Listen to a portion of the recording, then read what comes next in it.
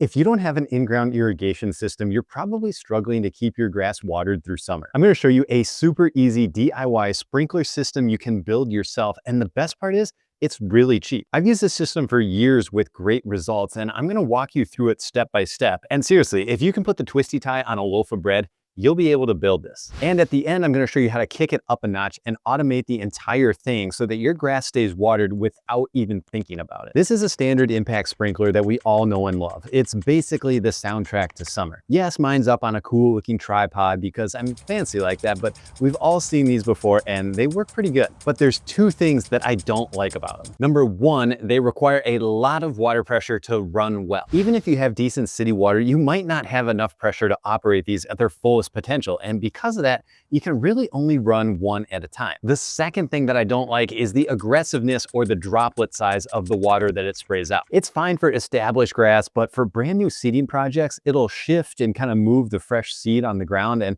that's not going to help it grow. Okay, so here's how to make a better sprinkler for less money by using professional grade in-ground irrigation components to make a portable above ground system. I'm starting with an in-ground sprinkler head body from Hunter, and I'm going to have everything linked in the video description for you guys, so don't worry. Next, I'm going to take a short pipe extension or a riser, and I'm going to screw it into the bottom of the sprinkler head. I like using a little bit of Teflon tape for this, mainly because I can't stand when sprinklers leak. I'm adding a spike to the bottom, and that's going to allow me to stick it into the ground. You'll notice on the spikes that one end is open and the other end is capped. This is so you can daisy chain a few of them together if you wanted to. All you have to do is unscrew the cap, and then the water can pass through completely. On the business end, the sprinkler body comes with a rubber plug, and that lets you pull it out and extend it for easier grip. The fun part about this project is that the sprinkler body is made to accept lots of different types of tips or nozzles. I'm partial to the rotator series, again by Hunter, because they've performed well for me and they spin or rotate to get full coverage. They come in different colors, and that signifies distance and spray pattern. The blue ones shoot water about 30 feet, and they can be adjusted from 90 degrees to 270 degrees. The gray ones are also 30 feet, but they're full 360-degree spray, so no adjustments there. And these red ones are less distance and adjustable from 90 degrees to 120 degrees. To install them, just pry and manually pull up on the pop-up riser, then just screw on the nozzle and let the riser retract. That's basically the completed assembly, and you can build these in only a few minutes. Some benefits of this sprinkler style are that you get pretty good distance and it's gentle enough for new seeding projects. The water shoots out in a series of 3 jets that are different distances, and then it rotates too to get nice even coverage over an entire area. The nozzle can also be adjusted for not only distance, but also the degree of rotation as well. You can slim down the pattern and only do 90 degrees of watering if you want to, and that's pretty cool. I'll have an adjustment reference link for you along with the adjustment tool. It's like $8, so better to have it.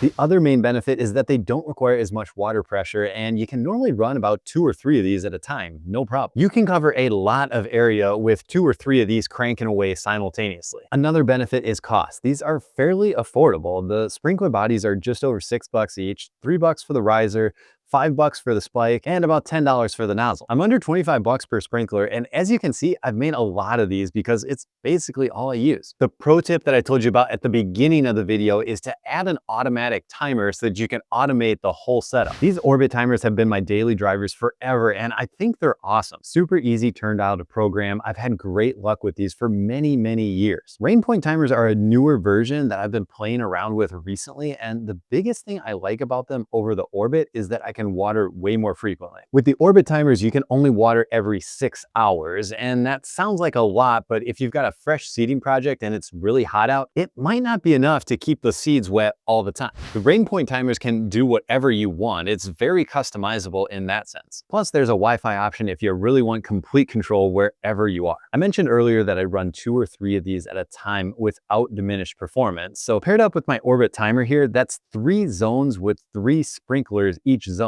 So one of these timers can run 9 sprinklers. For larger yards or big areas, these things are awesome and have made my life way easier. If you like this video, subscribe to the channel and check out these other great lawn videos I have. Thanks for watching, and I'll see you over in the next one.